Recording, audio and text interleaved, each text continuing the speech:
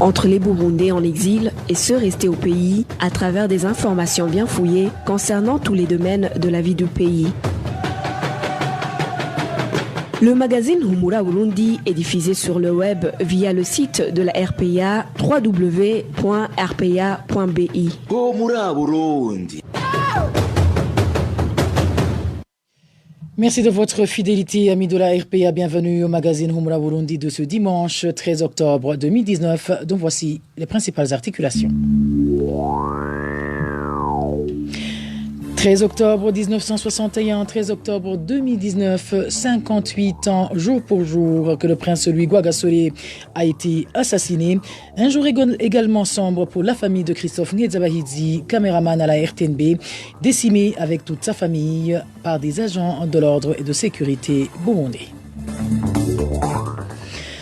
Désormais, la police burundaise pourra se rendre jusqu'en Tanzanie pour traquer des malfaiteurs, une opération qui se fera en collaboration avec la police tanzanienne, du moins selon les accords signés ce samedi entre les responsables des deux corps de police. Et comme à l'accoutumée, la deuxième partie de ce magazine sera consacrée à la rubrique Ubahuka. Et aujourd'hui, on vous parlera du forcing du gouvernement burundais qui a imposé un taux de change des devises qui normalement se fixe selon la loi économique de l'offre et de la demande. Voilà pour le sommaire. À la présentation de ce magazine, vous êtes avec Josiane Mozaneza. Ingénieur Ejidong Melo et Inès Gakidza sont de l'autre côté de la cabine technique. Dans quelques poussières de secondes, le développement de ces titres.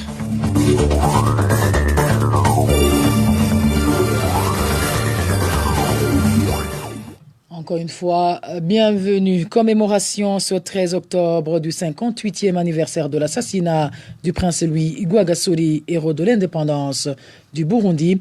Mais tombé un dimanche, les cérémonies relatives ont été reportées pour ce lundi 14 octobre 2019. Nous y reviendrons dans nos éditions de demain. Et le 13 octobre est également un jour sombre pour la famille des journalistes burundais et pour cause.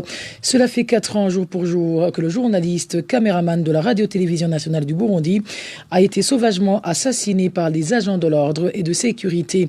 Christophe Ngezabahidzi, sa femme, ses 2 enfants, ainsi qu'un de leurs proches ont tous été fusillés alors qu'ils se reposaient calmement à leur domicile, c'est au quartier Ngagara de la mairie de Bujumbura. 4 ans après ce crime ignoble, la justice burundaise reste toujours muette et du côté des défenseurs burundais des droits de l'homme, ils continuent à exiger une enquête indépendante et minutieuse afin de traduire en justice toutes les personnes impliquées dans ce carnage. Suivez à ce propos Mamer Saouchimike, il est le porte-parole de la coalition burundaise des défenseurs des droits de l'homme.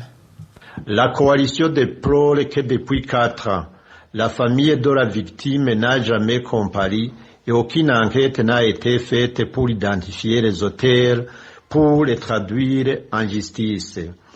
La seule information disponible sur le dossier est la déclaration faite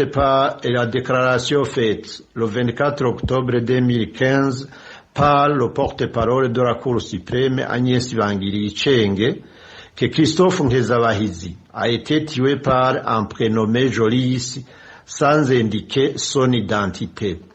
La justice a annoncé également que le procès a été clôturé et que le prononcé de jugement est affiché au parquet de la République. La coalition demande que la justice burundaise fasse son travail et entame les enquêtes fiables et crédibles conduisant à juger les auteurs de l'assassinat de Christophe Ngezabahidzi et sa famille. La coalition recommande à la direction générale de la radio-télévision nationale, son employeur, au syndicat de la même télévision nationale et aux responsables du Conseil national de la communication CNC de réclamer la justice pour témoigner de solidarité envers leurs anciens collègues, le défunt Christophe Ngezabahidzi. Et de la justice, passons à la rubrique coopération où la police tanzanienne et la police burundaise viennent de signer des accords de coopération. Signés ce samedi dans la ville de Kigoma entre Simon Siro, inspecteur général de police tanzanienne, et Melkia Delucheke, commissaire principal de la police burundaise. Ces accords permettront aux agents de l'ordre de ces deux pays de traverser les frontières pour traquer les malfaiteurs. Des opérations qui seront conjointement coordonnées. Suivez plutôt Simon Siro, inspecteur général de police tanzanienne. Tumesaini wanasema makubaliano ya kufanya kazi pamoja. Nous avons signé des accords qui nous permettront de mener des opérations conjointes, d'échanger des malfaiteurs, mais aussi des informations s'il le faut. Vous êtes tous témoins que les provinces de Kigoma, de Kagera et quelquefois de Geita sont des fiefs de bandits. Les commandants de police de ces trois provinces se sont rencontrés pour discuter sur les décisions à prendre pour faire face aux actes de banditisme. Nous sommes déterminés à le faire. Nous voudrions donc tranquilliser les habitants de Kagera, Kigoma et Mpanda, que ces provinces seront sécurisées. Je demande la collaboration des Tanzaniens parce qu'on mènera des opérations conjointes avec la police burundaise. On pourra ensemble maîtriser ces malfaiteurs et on les traduira devant la justice. Au ndugu zetu Warundi wanafanya kazi zao kwa wasiwasi kwa sababu ya ujambazi wa kutumia silaha. Et comme à chaque fois, les camps des réfugiés ont été pointés du doigt comme constituant une sorte de refuge ou d'abri pour ces malfaiteurs. Toujours selon le même inspecteur de la police tanzanienne. Suivez. Wale wachache ambao wanashirikiana na baadhi ya wakimbizi. Il y a peu de gens qui collaborent avec des réfugiés, qui ne sont pas de bonne foi. Il y a aussi des réfugiés qui collaborent avec des citoyens tanzaniens pour perturber la paix au Burundi ou ici en Tanzanie.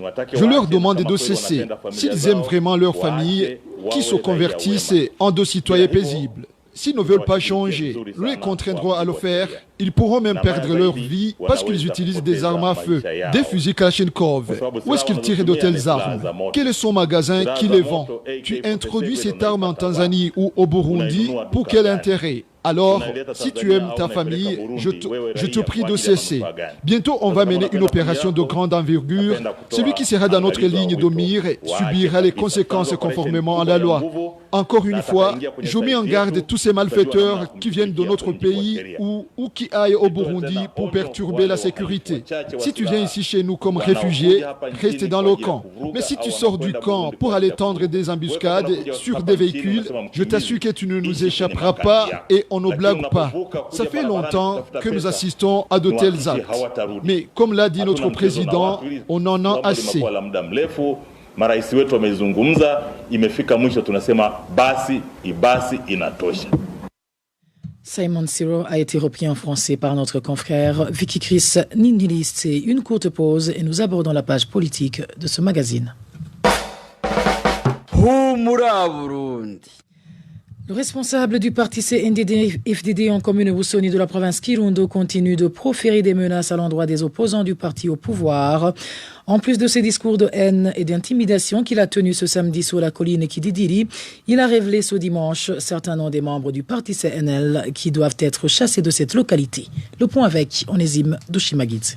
Lors d'une réunion qu'il a organisée après les entraînements paramilitaires de Zimbabwe dans l'avant-midi de ce dimanche, le responsable du parti CNDD-FDD en commune Busoni, Seleman Dikumana, a dévoilé les noms des personnes membres du parti CNL qui doivent être persécutées, témoigne l'un des habitants de cette localité qui était sur place.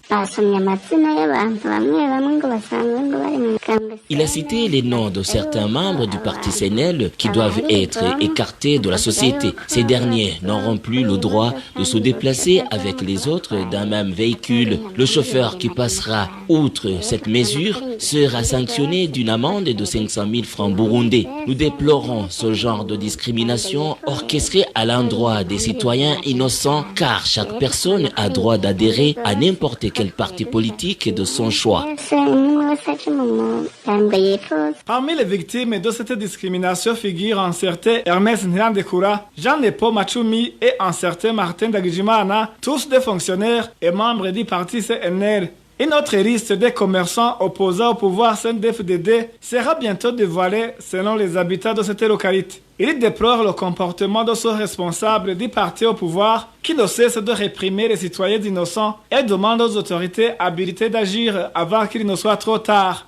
Nous avons contacté à ce propos Albert Hatungimana, administrateur de la commune Busoni, et ce dernier nous a indiqué qu'il n'en est pas informé. Quant à Seleman Dikumana, le secrétaire du parti CNDD-FDD en commune Busoni, pointé du doigt par la population d'être le responsable de cette répression orchestrée à l'endroit des opposants politiques, son téléphone est sonné sans que personne ne réponde.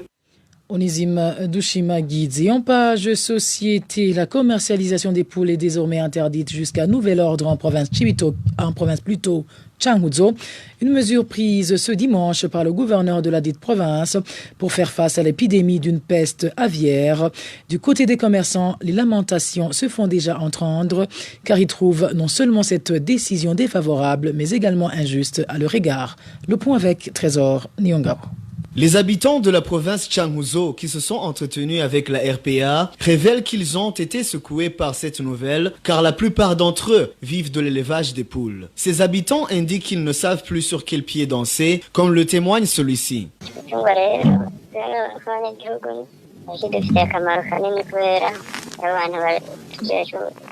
Ces poules sont d'une grande utilité pour nous car l'argent que nous tirons de la vente nous aide à acheter des semences.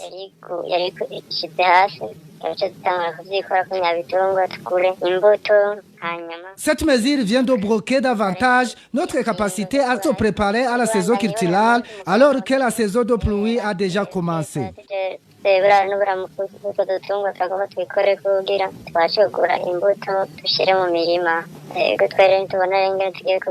Les marchands de poules sont également inquiétés par cette mesure, étant donné qu'ils ne savent même pas quand cette interdiction sera levée. Même les marchands de poules ne savent pas sur quel pied dansent car ils vivent de cette activité. Ils achètent ces poules et les revendent par l'appel pour pouvoir survivre. Dans ce communiqué, on n'a pas précisé à quand l'arrivée de cette mesure. On ne sait pas si c'est pour un mois, 2 ou bien une année. On a juste dit que la date de levée de cette mesure nous sera communiquée ultérieurement. Les habitants de la province Changuzo demandent aux autorités habilitées de leur trouver plutôt un remède à cette épidémie au lieu de leur interdire d'exercer leurs activités, surtout qu'ils n'ont aucune autre source de revenus. Trésor Nyongabo, toujours en page société, les commerçants ambulants de la ville de Gitega se plaignent des mauvais traitements qu'ils subissent de la part des policiers. Après qu'ils aient reçu l'autorisation de prester dans les rues de cette nouvelle capitale politique, ils continuent à être raquettés et malmenés par ces agents de l'ordre et demandent d'être respectés et traités au même pied d'égalité que les autres commerçants. Le point avec Innocent Valentin Sengilangabo. Ces commerçants ambulants sont en grande partie composés d'hommes et de femmes qui n'ont pas eu la chance de bénéficier de stands au marché central d'Ogitega, témoigne cet habitant de la ville d'Ogitega. Comme ils ne faisaient pas partie de ceux qui ont reçu des stands, ils ont été chassés et se débrouillent comme ils peuvent. Pour le moment, ils s'approvisionnent chez les vendeurs d'habits de seconde main et font le tour des rues à la recherche d'un éventuel client. C'est comme ça qu'ils gagnent leur vie.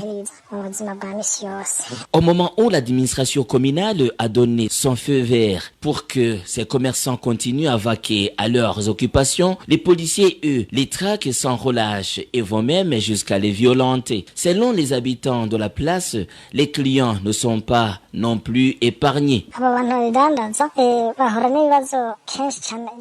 Ces commerçants font souvent face à divers problèmes. Le plus souvent, la police leur court après et une fois attrapés, elle les dépouille de tous leurs biens avant de les passer à tabac.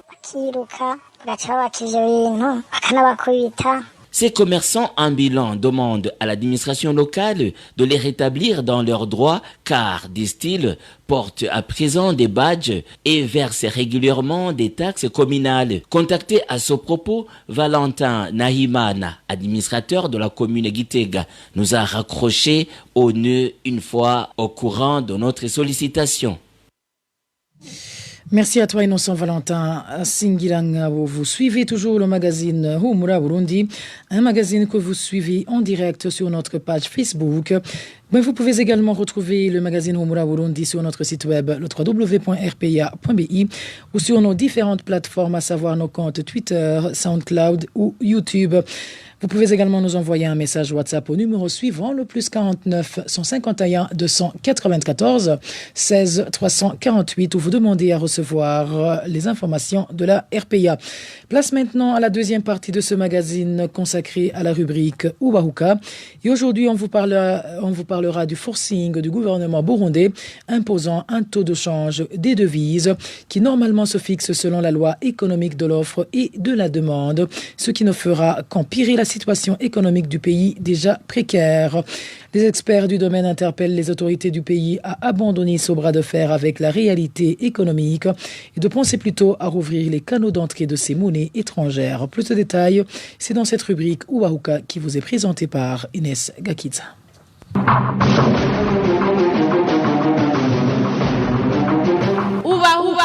Uwahuka.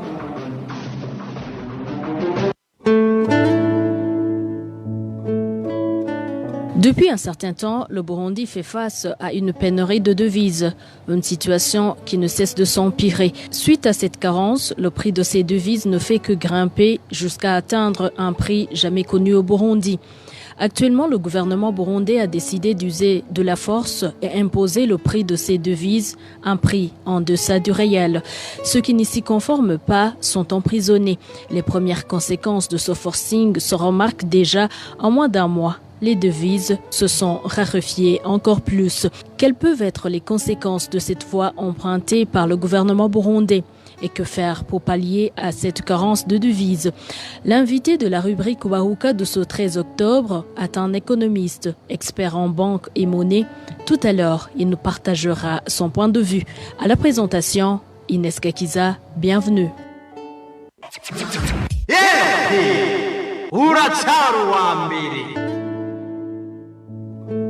Le Burundi est l'un des pays les plus pauvres du monde. Doté de très peu d'usines, la balance commerciale est très déficitaire. Le pays importe plus qu'il n'exporte. Les conséquences de la pénurie des devises touchent alors tous les secteurs du pays, car le franc burundais n'est d'usage qu'au Burundi. Pour tout achat en dehors des frontières, il faut avoir des devises. Ces devises sont servies par la Banque centrale, les banques commerciales ainsi que les bureaux de change. Et depuis la crise de 2015, les banques ont réduit la liste de ceux qui peuvent y être approvisionnés. Le gros de la population se tourne vers les bureaux de change. Depuis l'imposition du taux de change par la Banque centrale, les bureaux de change ne reçoivent plus de clients. Alexandre Nsabimana est le président de l'association des bureaux de change au Burundi, ABC en sigle. Amahera y'amanyamahanga yoboneka gute mu mabiro de change? Mbega ubundi ho tuyakura he? Kera twayakura muri berbe. Où trouvons-nous ces devises? Avant, les bureaux de change étaient approvisionnés par la Banque centrale qui nous a par la suite envoyés dans les banques commerciales.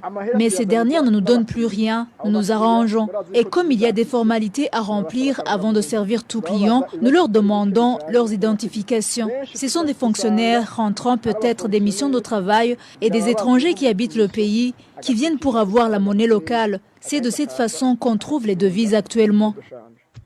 Hariho n'abanyamahanga baba bari ngaha mu gihugu nabo nyene baraheza bakavunja amafaranga mu mabiro de change naho dukura ayo mahera y'amanyamahanga. Igitigiri c'amadolari turonka canke amahera y'amanyamahanga turonka caragabanutse cyane.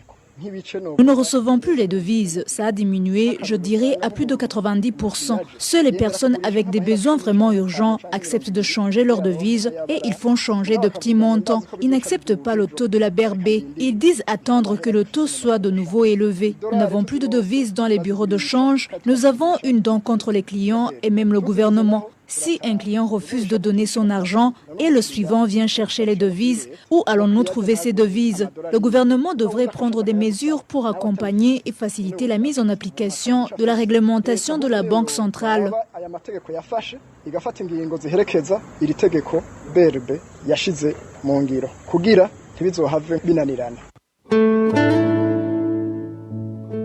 Pourquoi la population refuse de se conformer aux réglementations de la Banque centrale et quelles en seront les conséquences? Dans quelques instants, les explications de l'expert en banque et monnaie.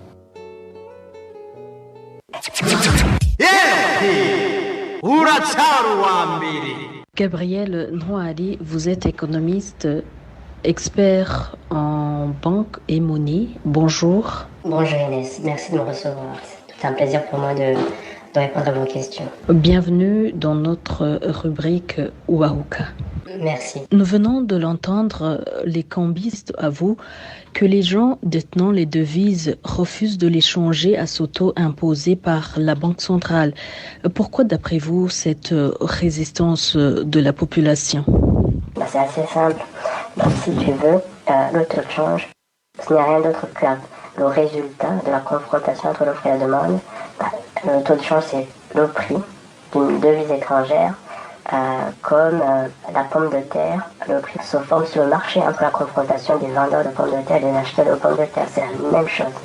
Là, le taux de change, ça serait juste le reflet de l'offre et de la demande. Or, que se passe-t-il? Si le gouvernement, comme il vient de le faire, va imposer un taux totalement sorti de nulle part, qui est-ce qui va donner son dollar? Personne. Personne ne va donner ses devises à ce taux-là. Alors, il y a vraiment une chose qui est totalement incroyable, c'est le fait que les autorités pensent pouvoir imposer un taux de change par le canot. Ça ne se fait pas. C'est une aberration. Alors, partout au monde, où on a essayé de passer, de défier cette loi basique de l'offre et de la demande, ça tourne en catastrophe. Imposer un taux, ça n'a aucun sens. Ça n'a aucun sens parce qu'en fait, personne ne voudra vendre à ce taux-là. Tout ce qui va se passer, ce sera le développement du marché noir, du marché parallèle, comme c'était le cas avant, puisque les bureaux de change soulignaient le fait qu'au final, ils ne sont pas perdants, puisque le gouvernement, la BRB, leur assure leur marge des 15%. Certes, cela, en fait, ne serait vrai que dans un seul cas. Cela ne serait vrai que si et seulement si la BRB assurait l'approvisionnement des devises. Si la Banque centrale continue à garantir la quantité avec laquelle travailler, c'est-à-dire qu'il n'y aurait aucune, il y aurait en tout cas très peu d'impact, la mesure elle serait 1 $. Mais dans la mesure où la Banque centrale va imposer un prix sans garantir la quantité, évidemment, ce serait une catastrophe. C'est-à-dire que il dit, bon, ne vous inquiétez pas, vous aurez votre marge de 15%, mais en même temps, il n'y aura pas de marchandises. Non, ça a non-sens. Puisque si la Banque centrale, derrière, approvisionnait ses bureaux de change, là, ça serait tout bénéfice, en tout cas pour un acheteur potentiel, un importateur potentiel, il serait content de pouvoir trouver le dollar, l'euro, les devises à un prix aussi intéressant dans un bureau de change. Le problème, c'est que ça serait la pénurie de ces devises, parce que tout simplement, ça serait introuvable. Et quelle peut être alors l'issue de cette situation de ce forcing, l'État burundais qui veut normaliser la santé financière du pays par un bras de fer avec la réalité économique? Eh bien, moi je ne vois que deux issues possibles. La première, c'est revenir sur ces décisions, somme toute absurdes, qui ne correspondent à aucune réalité économique. Alors évidemment, c'est vraiment probable. Donc là, ça serait de faire marche arrière, de se rendre compte que ce n'est pas ce qu'il faut faire. On ne peut pas imposer un taux par la force. Ça ne se fait pas comme ça. Mais bon, ça me paraît très peu probable.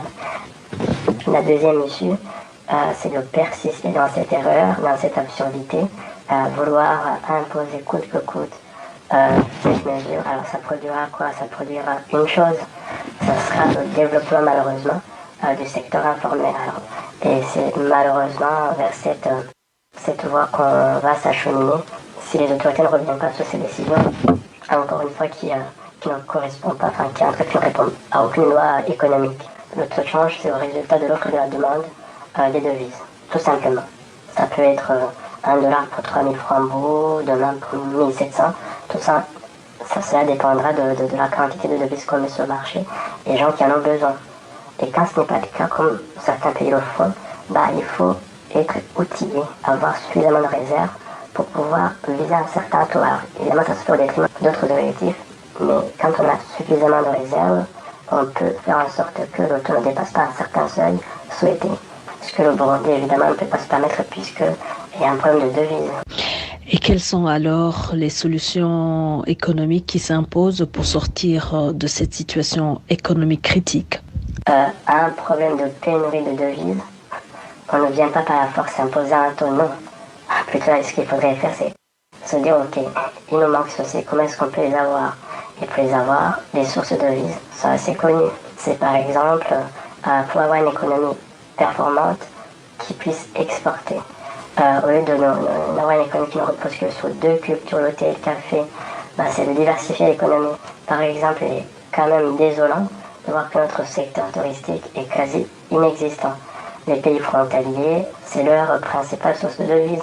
Le Rwanda, le Kenya, la Tanzanie, l'Ouganda, tous ces pays-là tirent une manne conséquente de leur secteur touristique. Chez nous, c'est un secteur quasi inexistant. Donc, ne serait-ce que faire des efforts dans ce secteur-là, ça peut être une source de devises non négligeable. Autre chose, il ne faut pas se voiler la face, une grande partie de nos problèmes provient aussi de la crise qui a été déclenchée en 2015, puisque notre budget repose essentiellement sur la coopération, les aides, les dons, tout ce qui est bilatéral et multilatéral. Toutes ces sources-là ont été asséchées à cause de la crise. Penser à comment résoudre la crise et reprendre la coopération, ça peut être aussi une solution, une possibilité pour atténuer les problèmes. Et on dit qu'on n'a pas de devise, c'est à cause de la corruption. C'est-à-dire que les importateurs, qu'est-ce qu'ils vont faire? Ils vont gonfler leur facture d'importation pour avoir les devises qui vont finalement disparaître dans notre canal, donc la surfacturation des importations et la sous-facturation des exportations. Et tout ça sont des devises qui échappent au circuit officiel. Et autre chose, c'est tout l'argent qui provient de l'extérieur, notamment de l'endettement, des dons, qui est finalement détourné, c'est-à-dire de l'argent qui était initialement public, qui devient finalement privé, qui se retrouve dans des paradis fiscaux, dans des comptes en Suisse à l'étranger. Vous avez quelqu'un qui va négocier un emprunt, une dette, un marché, et qui va détourner une part conséquente. Et là, tout ça, c'est l'argent qui échappe à notre économie. Il faudrait qu'il y ait des sanctions exemplaires pour tous les crimes financiers, les gens qui détournent, les détournements de fonds. Il faudrait qu'il y ait une transparence. Alors bien sûr, tout ça reste des vains mots, puisque s'il n'y a pas de volonté politique pour les mettre en place, rien ne change. Pour ce problème, en tout cas, je suis persuadé d'une chose, jamais on n'arrivera à imposer un taux de change par la force du canon, jamais. Tout ce que ça fera, on quittera le secteur formel vers le secteur informel, puisque les agents économiques, les individus sont rationnels, ils vont s'adapter. Dès qu'on crée une loi, tout de suite, un agent rationnel, il va essayer de se demander comment est-ce qu'il peut la contourner.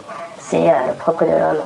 Quand on dit qu'on ne peut pas changer un certain taux, qu'est-ce qui va se passer? Les gens vont se dire, ok, si je dois recevoir à Western Union de l'argent, ça n'atterrira pas au Burundi, ça sera à Butare, à Uvira, ou que sais-je, dans les pays frontaliers, et la personne va se déplacer dans ces pays-là, convertir ses devises à un taux, le réel taux, et puis ramener au Burundi l'équivalent. Gabriel Nhouari, je rappelle que vous êtes économiste, expert en banque et monnaie. Merci pour votre intervention. C'est moi qui vous remercie. Merci de m'avoir invité et au plaisir pour une autre fois.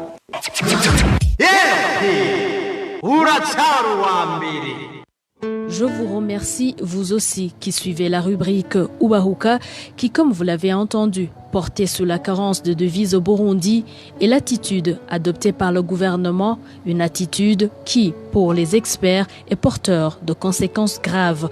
Inès Gakiza, j'étais avec vous. Je vous dis au revoir et à la prochaine.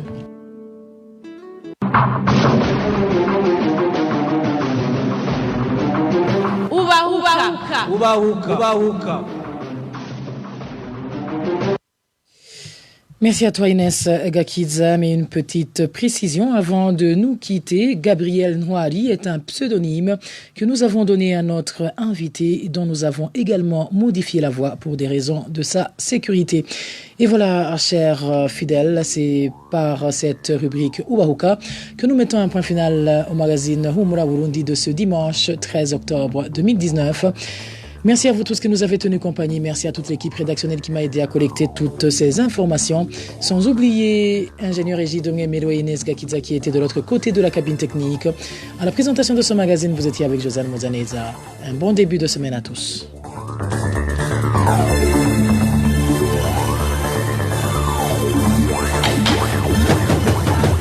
C'était le magazine Humura Burundi. Un magazine campant pour relier les Burundais en exil et ceux toujours au pays à travers une information de qualité.